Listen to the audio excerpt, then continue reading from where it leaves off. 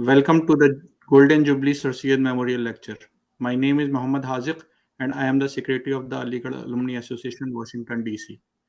This year is truly special for us as we are not only commemorating the vision of Sir Syed but also celebrating the Golden Jubilee of our association, which was founded in 1975.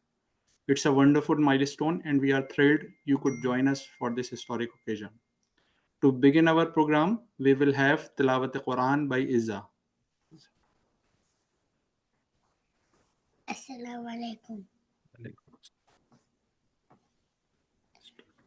بسم الله الرحمن الرحيم. والعصر إن الإنسان لفي خسر إلا الذين آمنوا وعملوا الصالحات وتواصوا بالحق وتواصوا بالصبر. Thank you, Izza. Now, I would like to invite the president of our association, Mr. Afzal Usmani, to give the welcome address. Afzal bhai. Thank you, Azik. And once again, on behalf of Aligarh Alumni Association, Washington, D.C., I would like to welcome everyone to this Sir Syed Memorial Lecture, and especially our esteemed speakers, Professor Yasmin Saikia, Professor David Leleveld, Ishat Aziz Saab, and all of you. And I see basically people have joined from across the globe, especially from Aligarh and United States. As Haziq said, that the association was established in 1975, and we are celebrating the Golden Jubilee in the year 2025. And this is part of the series of events we are hosting. We started with the inauguration on 24th May. Then we had a panel discussion on 1st of June. And of course, there was a couple of other events, but on Zoom, we are having this memorial lecture, which is part of our traditions over the years. And just to let everyone know, I will share my screen for a couple of seconds so you can see. And for the same series, you can see my screen. So we are going after this event, we are going to have a mega celebration on 24th and 25th October 2025 in the Washington, D.C. area, which is a Golden Jubilee celebration. And our esteemed Vice Chancellor, Professor Naima Khatoon, is going to join us in this celebration. This event is also a 24th annual convention of the Federation of AMU Alumni Associations of North America, which is the umbrella body of all the AMU Alumni Associations spread across United States and Canada. So I'd like to invite all of you, those who can join this event, especially people living in North America.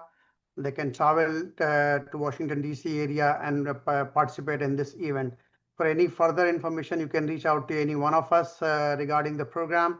And this flyer is being circulated and will be circulated, and a detailed agenda will also be circulated very soon. We already have the tentative programs, but detailed agenda will be circulated. So once again, I welcome you all. And now, of course, I'm not going to take much time. And we all know that Aligarh Alumni Association, Washington, D.C. is the longest continuous functioning AMU Alumni Association outside of Indian subcontinent.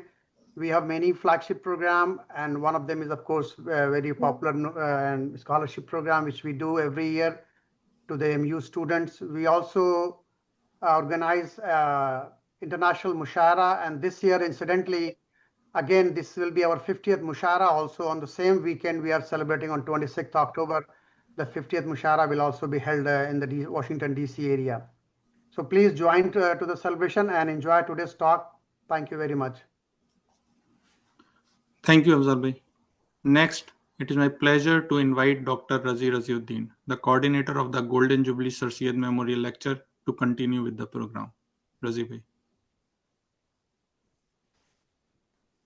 So, can you see me? Yeah, Razi.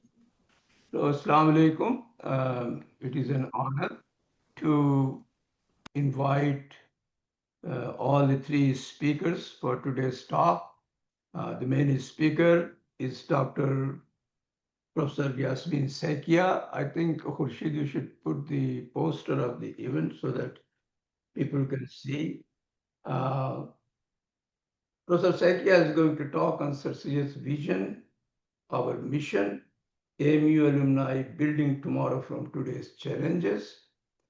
and she will be joined by two speakers. The formal introductory remarks will be given by a very well-known professor who has specialized a lot on Sir Syed's life and AMU. He is our considered as guru in the Western world on this subject. He is going to talk on the theme as well as on Professor Yasmin Saikia's work. And the concluding remarks will be given by Ambassador Ishrat Aziz, who is an old Alik. He taught English in the Department of English Literature at AMU, and then joined civil services in the foreign services to become ambassador of various countries, including Saudi Arabia, Brazil, Tunisia, and others, UAE. So welcome you all, and now it is my pleasure to invite Professor David Lelibel, who needs very little introduction, as you all know. Thank you all. So Adabers, Assalamu alaikum. It's a great pleasure to be here on this special occasion of 50 years of the Alumni Association.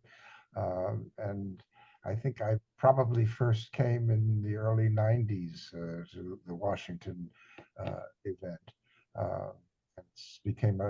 And the Alumni Associations have spread widely throughout the world, certainly in the United States. It really puts Oliger in a different perspective that now we have a worldwide community associated with Oliger. So introducing Professor Yasmin Saikia is a very formidable task because she has been worked over such a range of subjects with so much passion and diligence and wisdom, just to take on the work that she's done really only in the last 15 years or so, but it's a magnificent set of achievements. So Professor Saikia is the heart, Nikakos, if I can say that right, chair in of peace studies at the University of Arizona State University. It's in another division, and she is, in addition to being a wonderfully prolific scholar, a organizer of other people's scholarship and an organizer of institutions, most recently involved with Oliger itself. But her first work, which really is great and important work, growing out of extraordinary research, personal encounters, and so on, was her book about Bangladesh, which I guess came out of her PhD research. It's called Women, War, and the Making of Bangladesh. And if you haven't read it, it is there's a theoretical part which is academic in the beginning, but it's a very dramatic a set of encounters seen from multiple perspectives. And what she's really talking about in that book, and what she elicits, is the experience of women during the Bangladesh struggle in 1971. And seen from different points of view, so that the people involved are not only the Bengalis there, but also the Biharis on the other side, and the terrible violence that took place at that time, which many of us who are old enough remember, and it comes to mind a lot nowadays with the horrible things that we see in Gaza and so on. Fortunately, the kind of violence that is depicted in that book which she gets out of oral history. And she gives a voice and an agency to people who were simply marked as victims and really erased in the earlier literature. And she relates that significantly to the violence of partition back in 47. And that's that whole story, the role of violence and the response to violence. The book is a kind of truth and reconciliation commission all in one. And it is worthy to be considered a classic in the literature. And she did it in multiple languages, in Bengali and so on. And then in her next book, she came a little bit closer to her home base, but not entirely. And that was a book about the construction of an ethnic identity in Assam.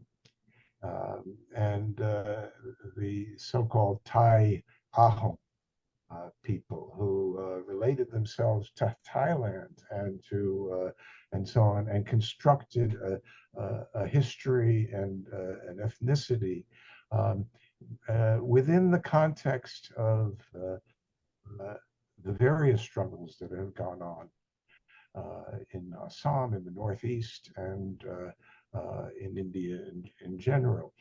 So those are her early works, these two very important books. And she has gone on wide to do work widely and across borders, and she's written other books and edited other books. One book that I would call to your attention, I actually came across the essay she wrote for that book in the Journal of the California branch of the Oliger Alumni. And that is a personal essay. Having written on all these rather grim subjects, she wrote a very warm and positive essay about her experience as a student in the Women's College at Oliger Muslim University. The book is Women and Peace in the Islamic World, and her essay is about being a student in the Abdullah Lodge at the Women's University. It's a beautiful essay. And it was, I had known, I'd heard Yasmin speak at conferences, I had known that first book, and I actually didn't know that she had an Oliger connection until I read that essay, but she had a very formidable Oliger connection. And she was an outstanding student at Oliger, first class first, or whatever that is. She graduated with her BA there and then did an MA there. And then, for better or worse, she decided to come to this country, and she went to the University of Wisconsin and did her PhD there, and ultimately went to the Arizona State University and has had this brilliant career, which continues to the day. I think her most recent work that I'm aware of is a number of her books she has co-edited. And I wanted to call to your particular attention a book she co-edited with Raisa Rahman. I don't know if he's here now, which I will hold up, which is about Syed Ahmed Khan, so that famous beard and so on. And so Syed, I guess it was it the anniversary of his death or the anniversary of his birth or one of those anniversaries, because we're always celebrating anniversaries in Oliger. But it's a very, very good collection of essays, and she got me to write something for it too. And I think it will be of interest to Oliger people, especially if you're interested in Sir Syed. And then most recently, she's written co-edited a book on othering. And in that book, she writes, it gets very close to home because she writes about the situation of Muslims in Assam. And as you may know, the condition of the different kinds of Muslims in Assam and the condition of Muslims in Assam is a very fraught subject in contemporary India right now. I would say, by the way, that in her essay about her time at Aligarh, she says, and I guess it's true, must be true, that she went there knowing absolutely no Urdu. And so she learned her Urdu at Aligarh itself as a student there.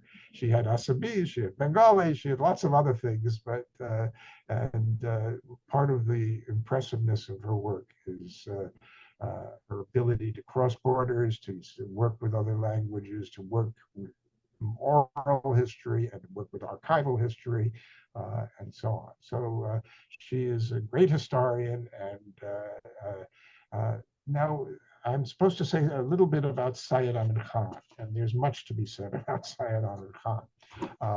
So I'm going to just read a paragraph that I wrote fairly recently for the Oxford, what is it called? The Oxford, one of those encyclopedias, Oxford Research Encyclopedia.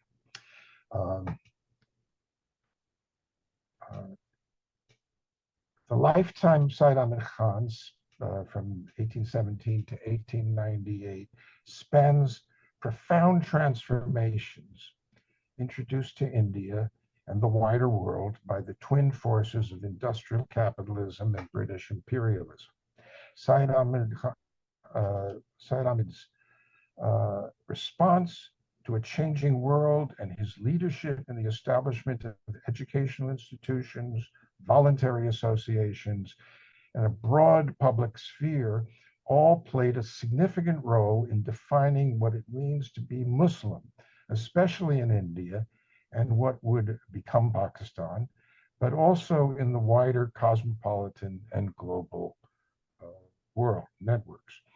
The development, compromises, and contradictions of Syed Ahmed's ideas and projects over time track the challenges he faced. If these efforts pointed the way to some sort of modernity, it was rooted in the Indo-Persian and Islamic formation of his early years, developed by selectively adopting bits pieces of European ideologies, technologies, practices, and organizational arrangements. He has been claimed or condemned by advocates and opponents of a wide range of ideological and political tendencies under circumstances that he would barely have recognized in his own time. Nationalism, democracy, women's equality, religious and literary modernism. At different points in his career, one may find mysticism, scriptural literalism, and daring rationalism with respect to religious texts, charters for Muslim separatism, and calls for Hindu-Muslim unity, demands for autonomy and political representation and opposition to it, bold critiques of British rulers, and proclamations of loyalty to the colonial state. A major figure in the advancement of Urdu language, he later argued for the superiority of English, of which he had little himself. And for the purposes of education and that is for the purposes of education and administration. Most of all, he helped establish an intellectual and institutional framework for contemporaries and future generations to debate and pursue collective goals based on religion, language, social status, or class interests. So that's a lot thrown together.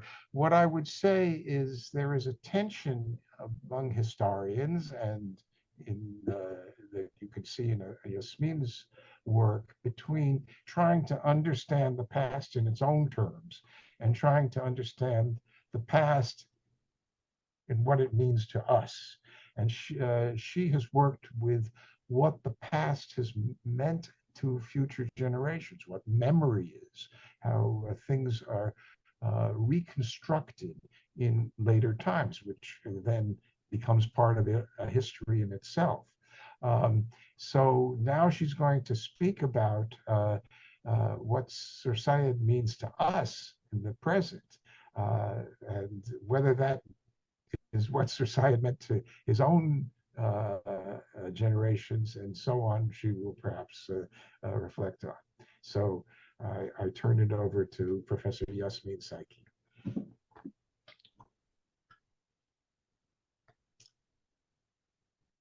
Thank you, David. You're more than generous, and I wish I was the person you said I am, but I'll try to be.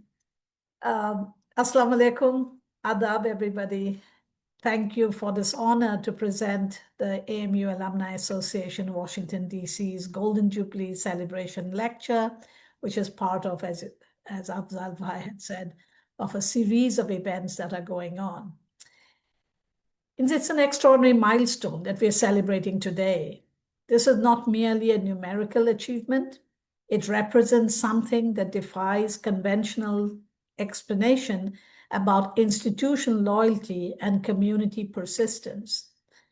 I haven't seen Abdullah Bhai, but I'm hoping he is here with us, was one of the founding members of the association, however, remains actively engaged after 5 decades. What compels a person like Abdullah Bhai and so many others who left Aligarh as young men and women in their 20s to maintain such an enduring connection to AMU decades later, thousands of miles away from its brick red corridors? It stems from one person whose vision created not merely an institution, but a living community that spans generations and continents. Sir Syed Ahmed Khan stands out as our shared intellectual father, whom we revere not out of mere tradition, but because his vision continues to illuminate our path forward. He represents the beacon that calls us back to something larger than our individual achievements and aspirations. He inspires the relationships we forge, the commitments we demonstrate, and the spirit of service that defines us as Aligs.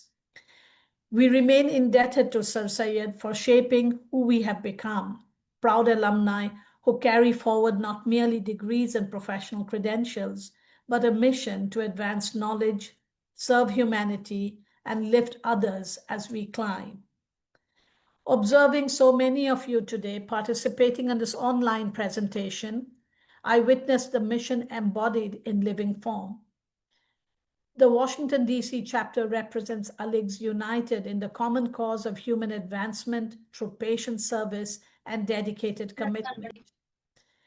You have become an inspiring example for AMU Association worldwide, demonstrating that Sir Syed's vision can flourish wherever his intellectual descendants choose to plant and nurture it. But even in this moment of well-deserved celebration, I find myself drawn to deeper questions. What is it about Sir Syed's vision that sustains us across such vast distances of time and space?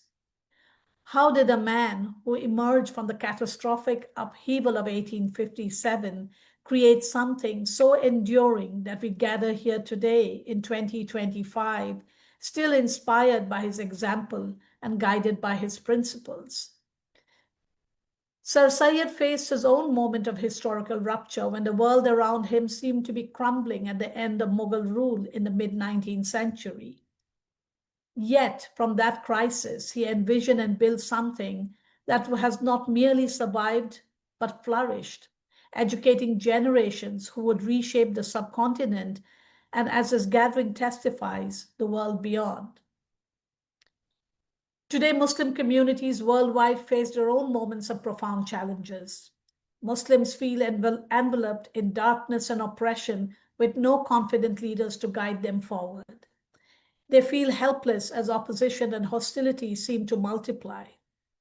The context today may differ significantly from Sir Syed's time, but the fundamental question he grappled with remains startlingly relevant. How do we respond to attacks on Muslims or Islamophobia with wisdom rather than defensiveness? How do we build bridges of understanding without compromising our core values and identity? How do we transform crisis into catalysts for positive transformation and institution building? Since I'm a historian and Sir Syed valued the study of history as essential for understanding the present and shaping the future, I will begin my reflections on building tomorrow from today's challenges by examining Sir Syed's approach to addressing critical problems with a future-thinking vision. I begin by first examining the uprisings of 1857. The events of that year were not merely a political revolt or mutiny, but represented a civilizational rupture.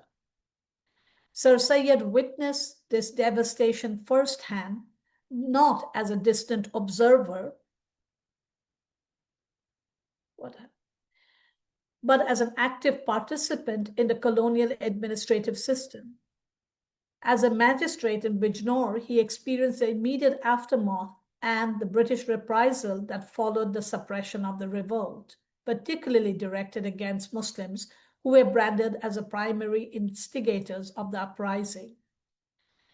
The scale of the transformation that followed cannot be overstated. But here is where Sir Syed's intellectual genius seems apparent. Rather than accepting the colonial narrative, he undertook the difficult and dangerous task of systematic historical analysis. His work, Asbab-e-Baghawat-e-Hind, was neither an apology nor a defensive reaction. It was a methodical examination of the systemic failures and policies that created the conditions for widespread discontent and eventual revolt. Consider the intellectual courage this analytical approach required. Writing in 1858, just 1 year after the uprising, when emotions were still raw and when any criticism of British policy could be interpreted as seditious, Sir Syed argued that the revolt was not the result of Muslim fanaticism or inherent disloyalty, but rather the predictable outcome of policies that had systematically alienated the Indian population across religious, social, and economic lines. He demonstrated through careful analysis that what had appeared on the surface to be religious conflict was actually the symptom of deeper governance failures. This analytical framework allows Sir Syed to accomplish something remarkable. He separated the immediate tragedy of 1857 from the longer-term question of how Muslims should position themselves in the new reality that was emerging. By providing an alternative explanation for the revolt, one that acknowledged legitimate grievances while also recognizing the changed balance of power, he created intellectual space for a constructive response to the crisis. What strikes me most profoundly about this historical moment is the choice that Sir Syed made among the available options. He could have chosen withdrawal and preservation, focusing on maintaining traditional religious and cultural practices while minimizing contact with colonial systems. He could have pursued complete assimilation, abandoning distinctive identity markers in exchange for acceptance within colonial society. He could have embraced victimhood as defining identity, organizing Muslim community life around opposition to British rule and grievances against historical injustices.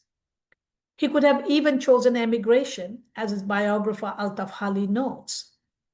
Instead, Sir Syed chose a fifth path requiring enormous vision, patience, and strategic sophistication, looking beyond immediate crisis to imagine a future where Muslims could be both authentically themselves and full participants in the modern world that was emerging around them. This choice would define everything that followed: his educational philosophy, institutional strategies, and approach to social and political engagement. The historical moment provides us our first contemporary lesson. Transformative leadership begins not with denying crisis or accepting predetermined narratives, but with rigorous analysis that separates symptoms from causes and creates intellectual space for constructive responses. Sir Syed's analytical framework enabled him to move beyond reactive position towards proactive institution building that could address root causes rather than merely responding to immediate symptoms. To understand Sir Syed's intellectual methodology, we must examine his 1861 encounter with Sir William Muir's The Life of Muhammad, a biography that would influence British and European understanding of Islam. Sir Syed described the book as burning his heart to cinders with its prejudices and unfairness. This moment could have defined Sir Syed's intellectual journey in reactive defensive directions. Instead, he made a choice that would be foundational to everything that followed: scholarship over emotion, systematic engagement over reactive defense, long-term influence over short-term satisfaction. His book-for-book approach, meeting scholarship with scholarship, research with research, evidence with evidence, demonstrated a fundamental philosophical statement about how truth emerges in human discourse. Sir Syed's response in Khutbat-e-Ahmadiyya maintained what observers described as clinical precision in a very cool, objective, and civilized manner. He consistently referred to Muir respectively, understanding that the strength of Islam lay not in defenders' emotional appeals, but in the quality of their arguments and scholarly discourse. This wasn't weakness, but strategic brilliance rooted in a deep understanding of how ideas spread and minds change. Perhaps most remarkably, Sir Syed traveled to London, spending months in British Library, mastering European scholarly methods, and publishing his refutation in a meticulously researched book of 12 essays. He challenged Muir's handling of Hadith literature while mounting a systematic defense of Islamic source criticism that was both traditional and innovative, demonstrating that Islamic intellectual traditions could engage any scholarly tradition through serious, rigorous discourse. The extraordinary culmination came in 1875 when Sir Syed invited Muir, the very man whose book had distressed him, to visit a newly established MAO collegiate school as an honored guest. Muir's response reveals the transformative power of Sir Syed's approach. He donated personal funds, granted government land for expansion, and explicitly supported the college's mission. This encounter provides us our second contemporary lesson. Sustainable change comes not through defeating opponents, but through transforming relationships and building mutual respect through demonstrated excellence rather than defensive rhetoric. Understanding transformation through demonstrated excellence leads to perhaps the most remarkable aspect of Sir Syed's institutional vision. The Mohammedan Anglo-Oriental College, or MAO College that I referred to, is Sir Syed's brainchild that came into being after decades of dedicated work, but when it opened its doors, it was an expansive and inclusive gateway of education, not only to Muslim students, but also to non-Muslim students, teachers, and administrators. Henry George Siddons, Theodore Beck, Thomas Walker Arnold, Walter Alexander Raleigh, and Theodore Morrison played crucial roles in the early days of the college. I've already seen that on the chat box, Afzal Bhai had posted this, that the highly recommended book that David Lelyville had written is absolutely brilliant, called Aligarh's First Generation.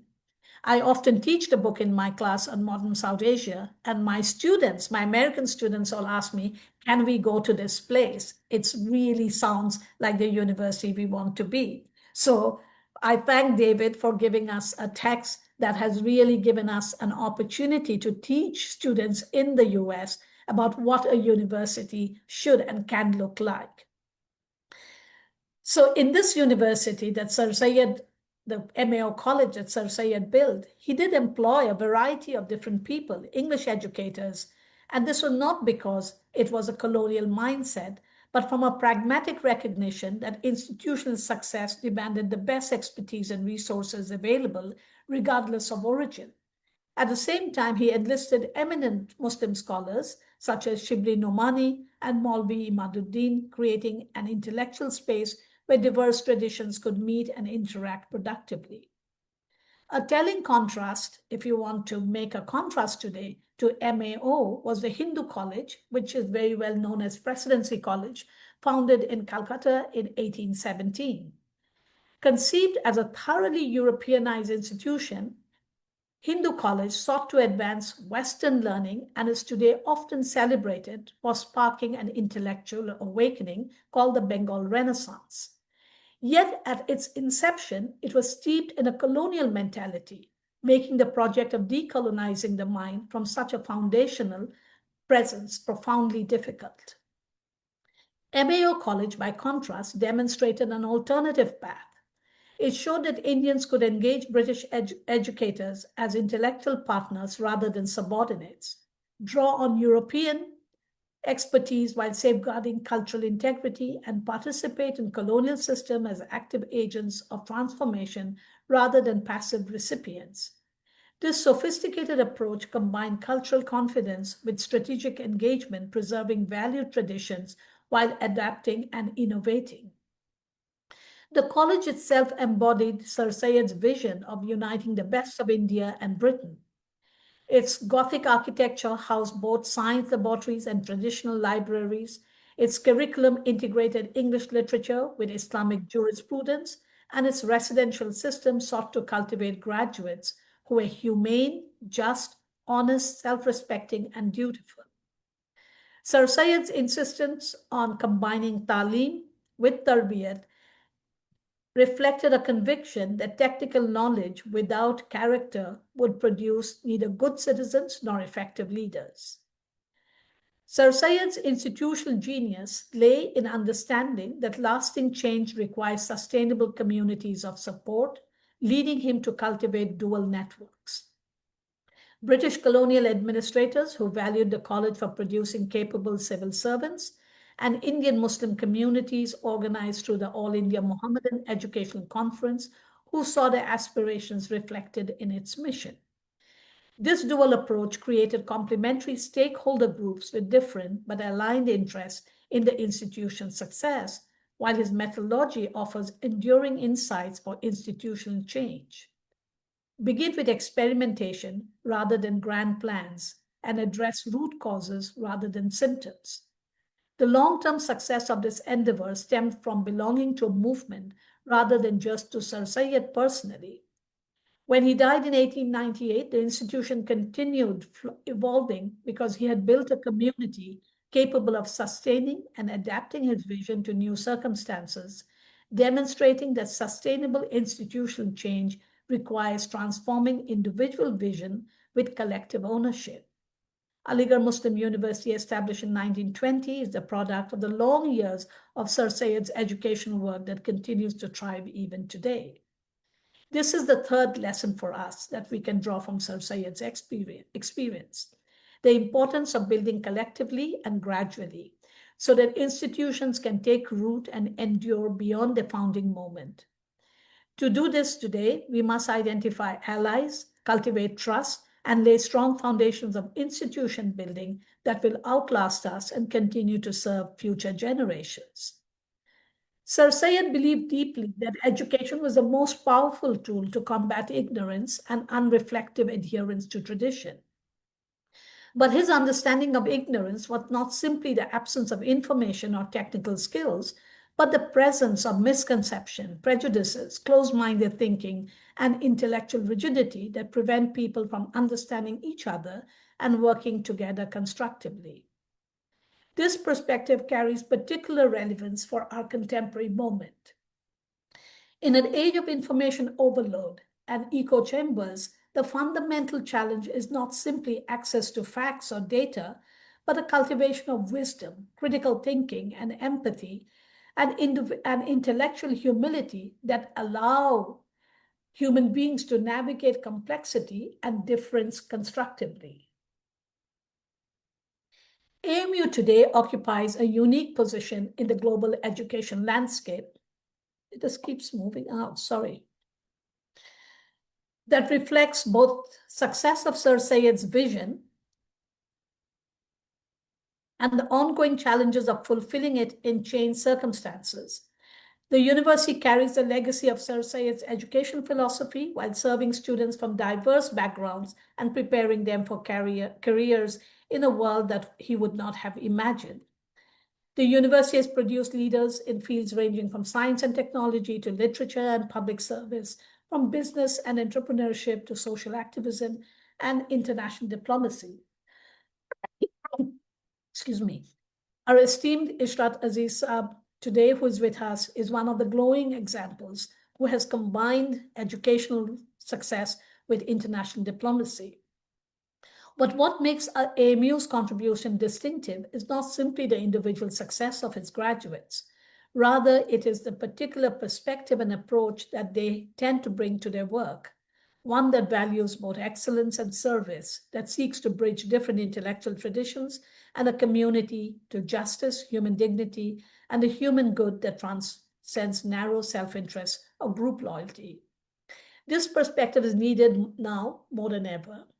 We need educational institutions that can prepare students to think across boundaries, to work effectively with people who are different from themselves, and to tackle complex problems that require both technical expertise and ethical wisdom. As I reflect on 50 years of AMU Alumni Association here in DC, I find myself asking what we might learn from your experience. Alumni associations typically focus on networking and professional advancement, valuable functions that serve genuine needs. But Sir Syed's vision suggests our purpose might be deeper. Today, this means supporting scholarship that presents nuanced perspectives on Islamic thought, neither whitewashing the problems nor accepting hostile caricatures. It means engaging in interfaith dialogue that builds bridges without erasing differences. It means contributing to public discourse on social justice, environmental stewardship, and educational success, showing that Islamic traditions offer valuable insights for contemporary challenges. Building on remarkable existing work already demonstrates the potential for expanding this approach. Washington, D.C.'s scholarship program has facilitated the education of hundreds of AMU students. The Sir Syed Global Scholars Program creates international mentorship networks that Sir Syed himself would have established with today's technology. The Aligarh Education Endowment Fund demonstrates a sustained commitment to advancing access to transformative education, providing scholarships and institutional support that enable students who might otherwise be excluded from higher education opportunities.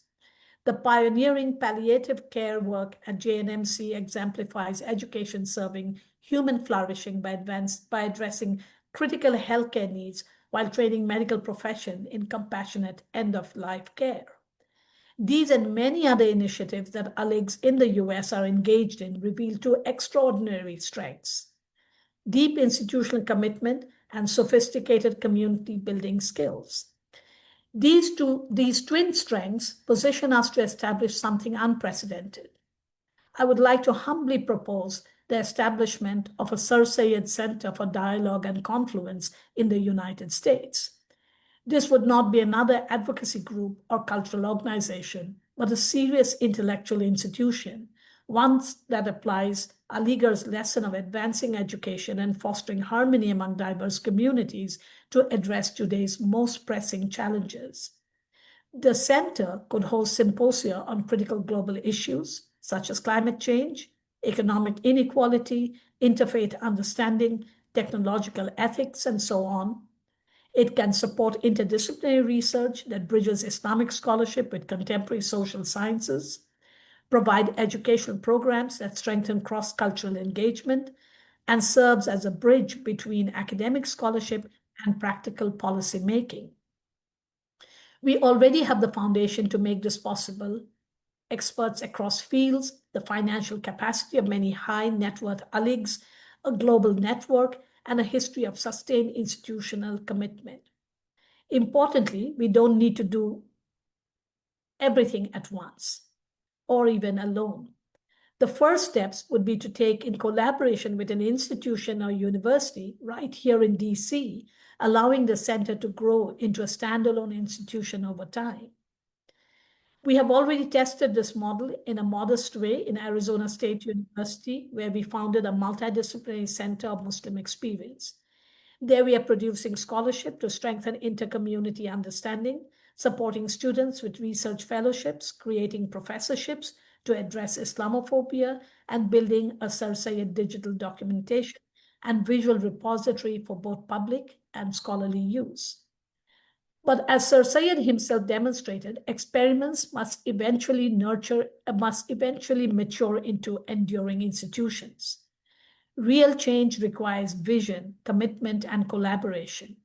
A fully independent Sir Syed Center for Dialogue and Confluence could become a hub for both intellectual and practical knowledge, bringing together diverse experts, generating new ideas, and sharing them widely through sustained collaborative work.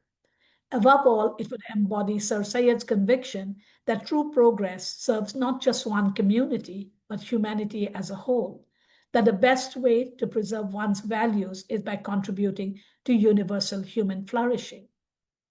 We must pledge to establish this center so that Sir Syed's vision is not preserved merely as a memory, but carried forward as a living methodology for transforming challenges into opportunities. The past 50 years of this association have proven that we have the collective wisdom to dream boldly. The next 50 years are our opportunity to build on that legacy, demonstrating that with principled action and sustained commitment, transformation and vision can come together indeed to change the world. Thank you very much.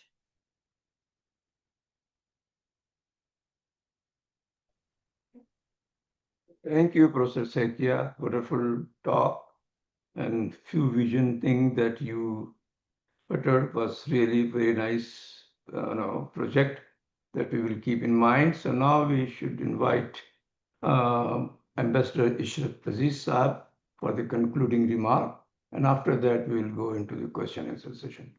Ishrat Bhai? Yes. Yeah, I am. You can hear me? You can hear your video off, Ishrat. Your video is No, it is on. Oh, it's on. Sorry, okay. We can see. No, it is on. Okay, so highlight. Okay. Is it on? It's all right. I'm sure it's on. Yes, you are on. Yes. Yes. For someone like me who gave up his academic career in Aligarh Muslim University only after 4 years of teaching, it's a singular honor.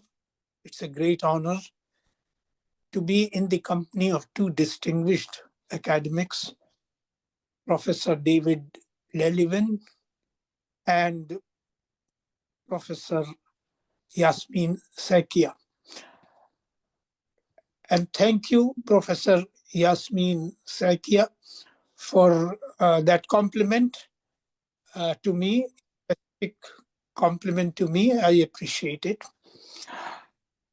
Also, my tribute to those who established the association 75 years ago in 1975, and which now has chapters all over United States and Canada.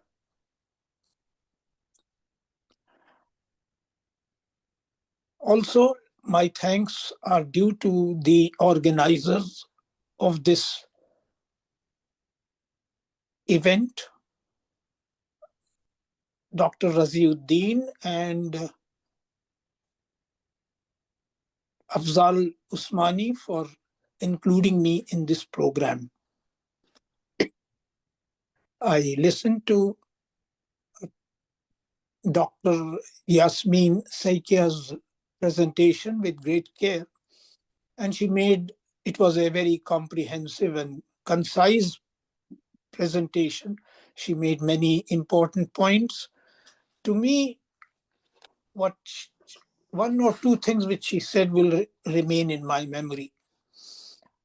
What is it in Sir Syed's vision that sustains what is it in Sir Syed's thought that sustains his vision through time and change?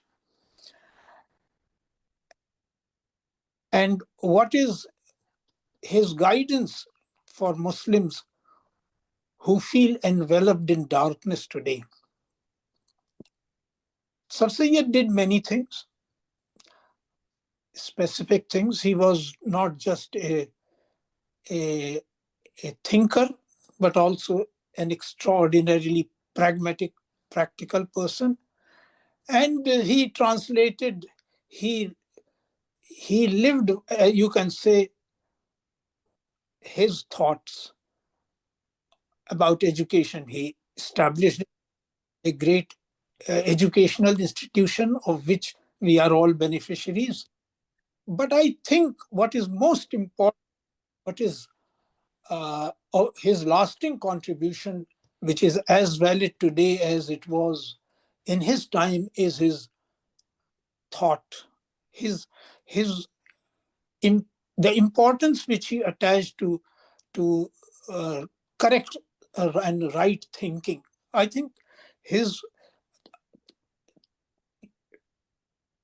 what is really lasting in history is not just a brick and mortar structure. It is not just buildings that he erected in his time, but the vision that he gave us. And I think we should also remember that his ideas about education, what he meant by education, it was not just literacy. And as Professor Yasmin Saikia very rightly said, that in his view, the educated person is one who does not have a closed mind, rigid mind. An educated person is one who does critical thinking. There are other issues on which we need to, what he has said, and we need to study him very carefully, because there is often misunderstanding about what his thoughts were. What was his political and social thought, his ideas as a social and political thinker? I think we need to focus on that. What were his thoughts about women's education? I think that's one thing where there is misunderstanding, that he did not take enough interest in women's education. But actually, he was very much for women's education, but his plate was already full with whatever he was doing. And as a pragmatist, he realized that you don't go very far with a all or nothing approach. You achieve whatever can be achieved today and leave the rest for tomorrow. I think that was something which we can benefit from, that he was a visionary, but at the same time he was a pragmatic person, pragmatist who achieved concrete results. Yet another issue on which we need to think, and which is important: did he preach uncritical westernization? Because some people think, well, he preached westernization. No, he wanted the Muslims of his time to benefit from whatever the West had to offer, the good that the West had to offer, and at the same time maintain their traditional heritage. And there are other points, but I would like to, since I'm fond of something inspirational, I will give you what is said to be his last statement, and it's very moving. I lost my hair, my eyesight, but not my vision. My vision never dimmed. My determination never failed. I built this institution for you, and I'm sure you will carry the light of this institution far and wide till darkness disappears from all round. That was his vision.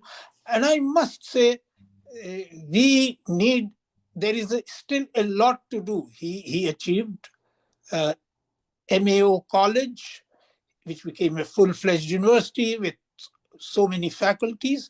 But what we need most of all is his vision, his belief that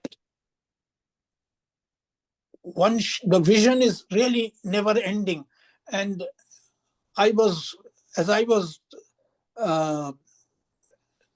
thinking over this subject, I saw some very nice poetic lines which I thought are very appropriate for this occasion, for a visionary like Sir Syed, and I'm sure he would have agreed. I don't know the name of the poet, but I can give you the lines that he wrote. मंजिल से आगे बढ़कर मंजिल तलाश कर, मिल जाए तुझको दरिया तो समुंदर तलाश कर, हर शीशा टूट जाता है पत्थर की चोट से, पत्थर ही टूट जाए वो शीशा तलाश कर, सिजदों से तेरे क्या हुआ, सदियां गुजर गईं, दुनिया तेरी बदल दे वो सिजदा तलाश कर. I think the most important contribution of Sir Syed is his vision, his thought. Because if your vision is correct, then you can move ahead and benefit. And if your thinking is correct, then you will be able to resolve all the new problems that arrive in the new circumstances arrive. Because if your thinking is wrong, you will become a serial mistake maker, not a problem solver. Thank you. Thank you, Ishrat Bhai. Thank you so much. Now it's time for the question and answer session, which will be moderated by Dr. Rafat Hussain, another senior colleague and a senior member of the association. Rafat. Thank you, Dr. Raziuddin. So before we begin the question and answer session, and of course, as usual, I would like to thank all three speakers, Professor Sekia, Professor Lilivand, and Ambassador Ishrat Aziz Saab. So it's one of the exciting days for the association that to have, and it's a pleasure to have three speakers all associated with Aligarh Alumni, Aligarh Muslim University. And I also like to congratulate the association, Aligarh Alumni Association of Washington, D.C., for achieving an amazing milestone of celebrating the Golden Jubilee this year. So now begins the question and answer session. And there are two options of asking questions. You can raise your digital hand, or you can put your request and comment in the chat box. So, Rafat Bhai, before we start, before someone asks a question, can I have a half a minute? yeah, please go ahead. So thank you, Yasmin Appa, for your suggestions. Because being as a president of the Aligarh Alumni Association, Washington, D.C., and also currently I'm president of the Federation of AMU Alumni Associations of North America, and your suggestions are very pertinent, very genuine. So definitely we would like to have a discussion with the Federation, especially because Federation is the umbrella body of the AMU Alumni Associations across North America. So we can put your suggestions before the body and whatever possibilities are there to explore to implement the suggestions. So definitely we would like to invite you on some time. So we will definitely take it to offline, and we'll schedule a meeting with the Federation office bearers and you to talk about that. Thank you. Thank you, Afzal. So please come on. I see one the hand raised. So please come on and raise your hand, or you can put your comment in the chat box. So let's begin with Hassan Saab. Hassan Saab. Assalamu alaikum. Brilliant, absolutely brilliant lecture by Professor Yasmin. My question is relating to Sir Syed's vision, which was not restricted or limited to one college or one university. He set in motion a movement, the Aligarh movement, and the vehicle was the All India Muslim Educational Conference. Now, it played a very important role for several decades, and in fact, it was through the educational conference that even after Sir Syed passed away in 1898, the demand for the Muslim university continued and finally got realized. Today, the Muslim Educational Conference exists just as a vestige in Aligarh, totally defunct. And the need for a Muslim educational movement in India is just as strong now as it was in those days. My question is that how can we revive this educational conference, either in its present form, where it is really in a comatose stage, or substitute it with another movement? But what we need is an all India education movement to do something about the backwardness of Muslims in India, which is persistent for the last 150 years. The second comment is about what Professor Yasmin Saikia said, a frame-breaking suggestion for the Center for Dialogue and Confluence.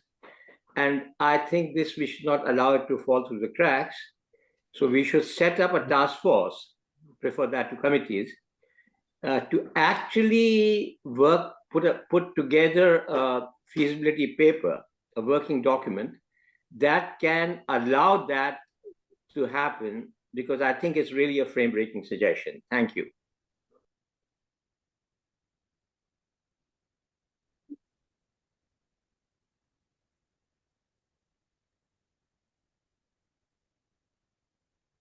So, do you want me to respond, or should we just? Yeah, please go ahead, because they are different nature questions, so you cannot probably lump. Yeah, I would also invite Ishrat Saab or David. Yeah, they are there. If they have to add something, they will certainly do. Yeah, I think this All India Education Conference that is being suggested is just fantastic. I think there is a kind of moribund approach in India, because I've been doing a lot of research lately, as David has said, on Muslim issues in India. And there is a sense of such a foreboding sense of loneliness and anxiety and fear that people are not thinking about future. They are very trapped in the present. Education is a bridge to think about future. And I'm a big proponent of thinking that not to do things on your own. There are other communities who also feel the same way, whether they're from the majority communities or minority communities. We need to build allies. We need to work together. And I think the suggestion that some kind of an educational Muslim education conference or minorities educational conference should be revived. Who will do it? I think it's AMU's responsibility. AMU really needs to think ahead. And as an Aligarhian, having spent my entire formative years were Aligarh from class 11 to MA, I strongly feel that there is something missing in present day AMU that needs to come back, and students and faculty need that inspiration. The concept of the center that I have put forward, I'm very happy to work with you. We have already started something at ASU. It is formidable. I now understand building institution is much more difficult than writing even 10 books. So I'm willing and happy to work with you as an Aligarhian, but we need certainly people in the DC area to take this thing forward. Thank you so much. So Rafat, just a quick comment regarding the All India Muslim Educational Conference. Basically, the body still exists. They have a huge infrastructure in around AMU campus. Sultan Jahan Manzil is their official headquarters. Even my recent visit to Aligarh, I met the secretary of the All India Muslim Educational Conference, Professor Razaullah Khan Sahab, and I tried to basically initiate some things, but as you know, Aligarh more than me, it's very tough. And incidentally, Professor Sartaj Tabassum Sahab, who is the chairman of the MU Alumni Affairs Committee, is present in this session. So I will request him, if it is possible, to initiate a conversation on that subject. We alumni or the associations, especially in the United States, we are very eager to participate and initiate some things, even for the All India Muslim Educational Conference. So I will ask Sartaj Tabassum Sahab, because when we say if anything from here does not ring a bell there, but if someone from university administration takes some initiative, that there's a good chance that something may happen. Thank you. Thank you, Afzal, and thank you for your suggestion. We will see if that is possible, if the time permits. Let's move on to the. So before we move on to questions, more questions and comments, I request that please be brief in your question, a pointed question, please, and in response to, because there are a lot of questions are lined up. Dr. Syed Amir, please. Thank you, Rafat. I am very appreciative of all three speakers who had an enlightening talk and very persuasive. One aspect of Sir Syed Ahmad Khan's character, which was not mentioned, or at least I missed it, that he died at the house of his friend Ismail Khan, who was a close friend, in his luxurious house. The important thing was, when he died, his close friend had to raise money for his funeral. It sounds so strange in these days, India, Pakistan, United States, that somebody who was such a prominent position didn't leave any money, which could pay for his funeral.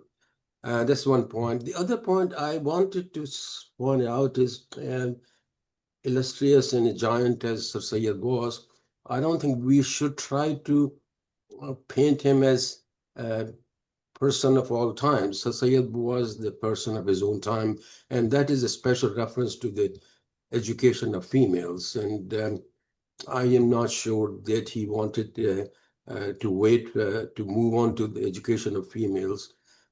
I see that in his own memoirs, when he was moving to London and he stayed in Bombay, he saw the Parsi girls very educated, advanced for their times, and he was impressed. But he still didn't think that that was the time or place for them to be involved in that. They should be staying home. So I think basically Sir Syed Khan was not in favor of the female education, at least at that time.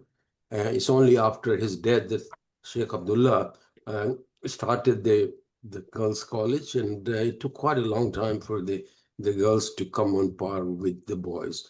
If anybody want to have a country review, I'll be very pleased to hear.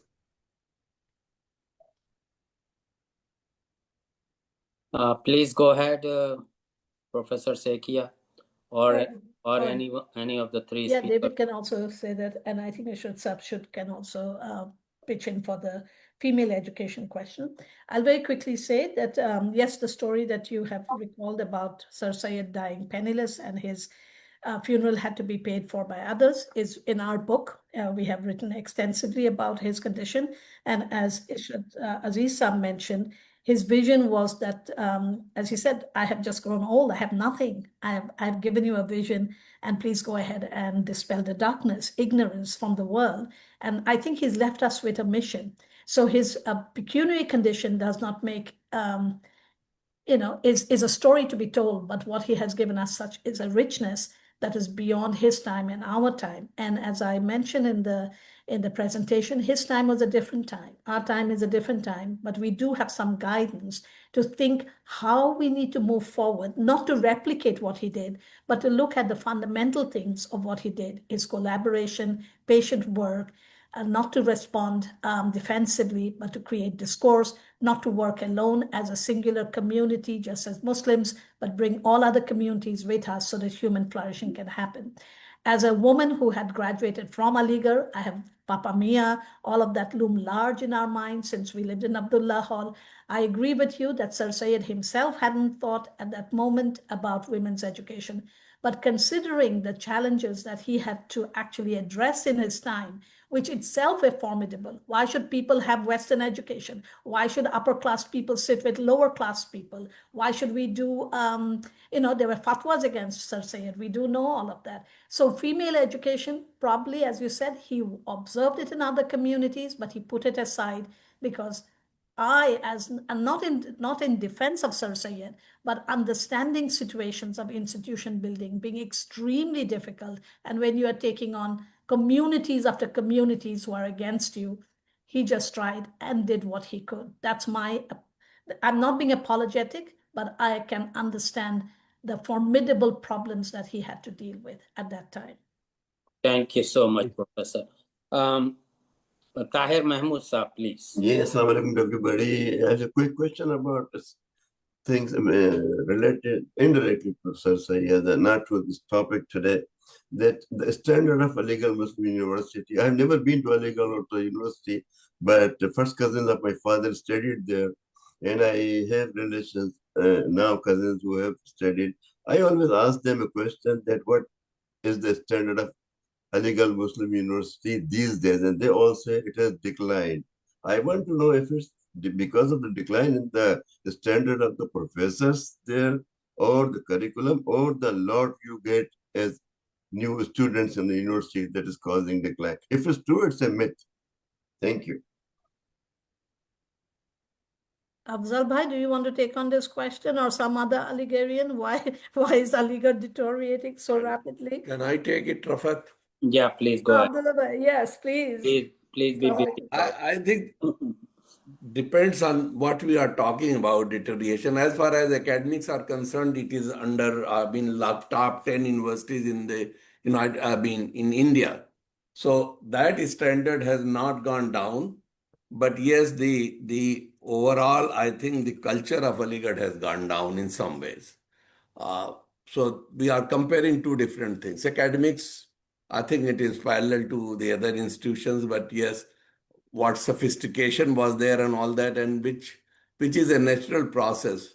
When things go from a select people of upper class, it becomes more, filters down to the masses, then certainly there is a compromise. And that is what in Aligarh is really culturally. Thank you. Thank you, Dr. Abdullah. Afzal, there is a question about the $3,000 endowment fund. Either you can deal with separately, or if you can quickly in few sentences explain it. I think I will take it offline. Salim, so Okay. I will talk to him, and I know him. I'll talk to him and explain him. Thank you. Thank you. This question was from Salim Khan Saab, so our very old donor from Delaware. So another question is from Muhammad Junaid Khan. It's more on he's asking for a suggestion, not related to the topic. First of all, thank you all to organizer behind the wonderful session. I was the student of sociology in AMU from 2016 to 2021, and currently I'm a research scholar in JNU. I really want to help my junior fellows whether they are studying in MU or not, but a very few numbers of students approach for the academic help. What should I do? So I know there would be many ideas. If anyone can quickly say a few words. I think my suggestion will be for Junaid Khan Saab, please get in touch with the chairman of AMU Alumni Affairs Committee, Professor Sartaj Tabassum Saab, because officially he is the link between alumni and the university. So any suggestion or any thing you want to implement or bring, please bring to his notice and take it to the next level. And I think that will be the right channel. Thank you. Thank you very much. So next question is for Professor Sekia from Samina Salim. Yasmin Appa, could you please talk about the Sir Syed endowment at ASU CME? I think she's talking about the credit, if you have time. Thank you, Samina, for your question. She's actually mentioning the Center of Muslim Experience, as CME, when she's saying at ASU, we establish a center which is a university-wide center working on the Muslim experience in the US and then globally. Within that center, I started found an endowment called the Sir Syed Endowment for building a repository on Muslim knowledge, including documents, artifacts, visual material, oral histories, and the idea is to do virtual exhibits and other kinds of public-facing work. So, Samina, this is still in, as you know, it's in a very preliminary state. We just finished one major achievement that I would like to share with all of you, since we are all from Aligarh. We are establishing a professor, a distinguished professor for Indian Muslim Studies at ASU. So we got the big support from an organization that has given us the funding for the endowment to start this professorship, and the university is going to take care of the rest of it. So inshallah, from 2027, we will have a distinguished professor in Indian Muslim Studies.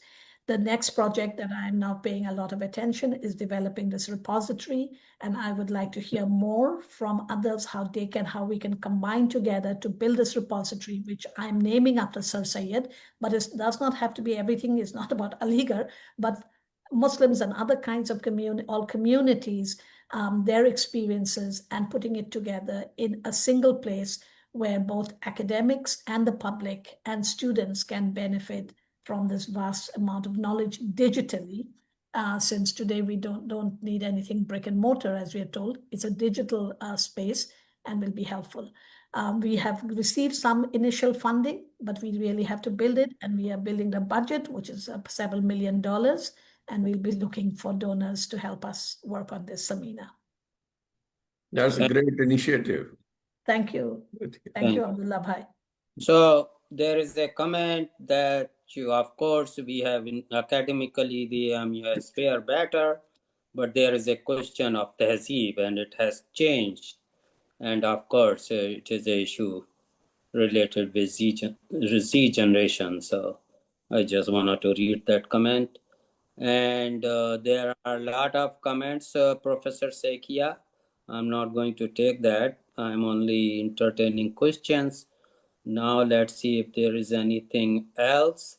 And I don't see it. Did I miss anyone, or anyone has a comment? I saw an interesting and important comment that I think we as Aligs should address. How do we also bring our Aligs who are from different communities, Christians and Sikhs and Hindus, who have studied with us and will continue to be members of the Aligarh family? We also need to include and hear their voices so that we really build this community and this family with more strong foundations. Oh, thank you, Professor, because there was a comment from Victor Ghalib. Thank you so much for reminding, and that's a good comment. And if there's no question, Rafat Bhai, can I make a quick comment?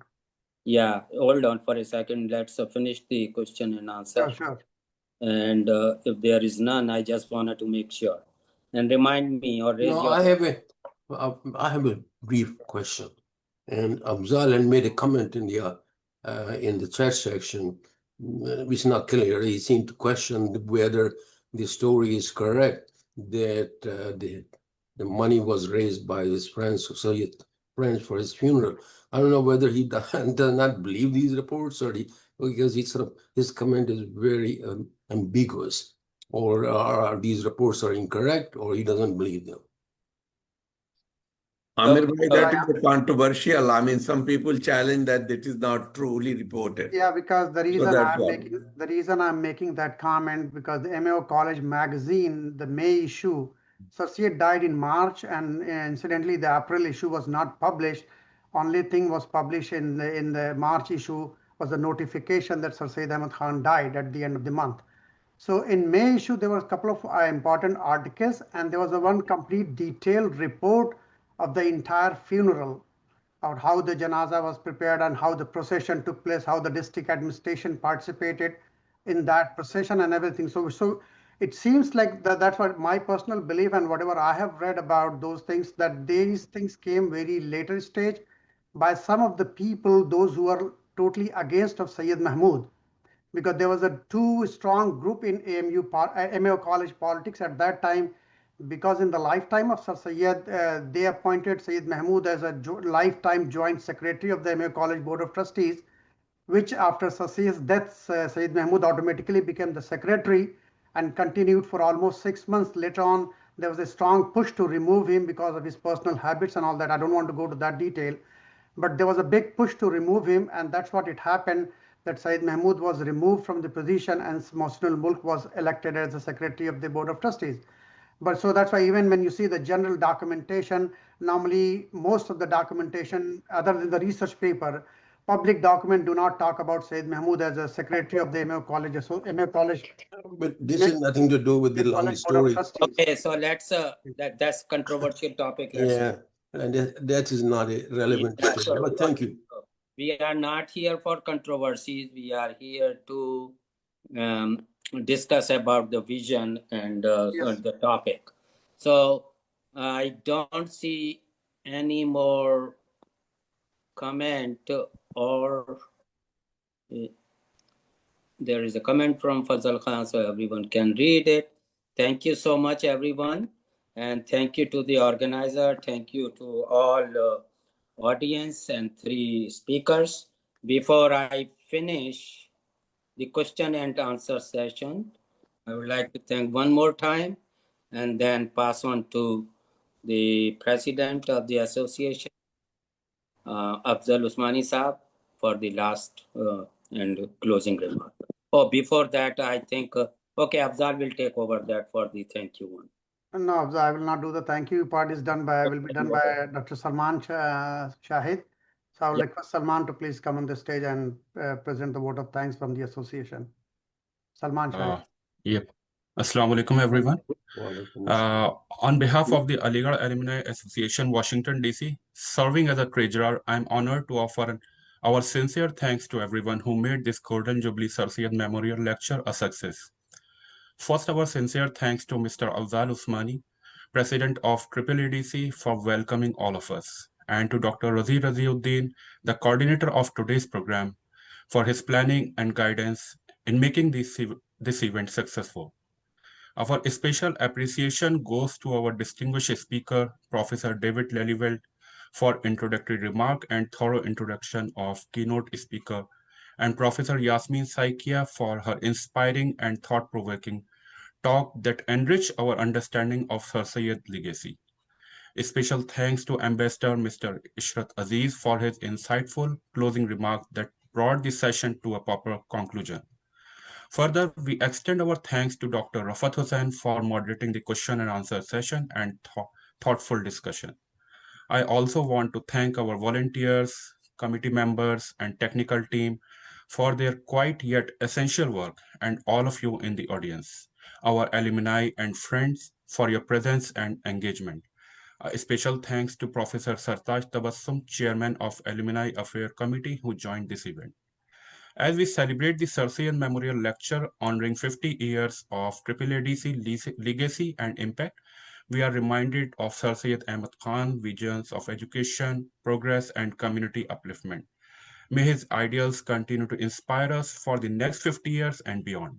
Thank you once again for attending this event. Thank you. Thank you.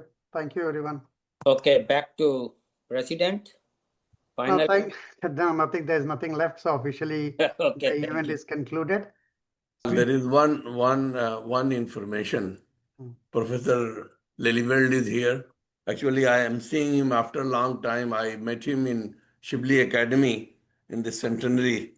And but one more important thing, his book was the first fundraising vehicle for our scholarship program. Yazdani Saab got a lot of books and he sold it here in Mushaira to collect money for scholarship. So you are the initiator of the fundraising, sir. Again, I will invite everyone to please try to attend the convention and the Golden Jubilee celebration on 24th, 25th October in Washington, D.C. area. So a detailed agenda will be shared with everyone soon, and the flyer is already on the way and we are distributing it. And if you need any information, please write to any one of us. So once again, thank you very much. Assalamu alaikum. Thank you. It was a Thank you. great honor. Thank you so much. Thank you, David, for being part of this. It's such a pleasure to be on the forum with you. And I deeply thank everybody for this opportunity. Inshallah, we'll meet. Thank you.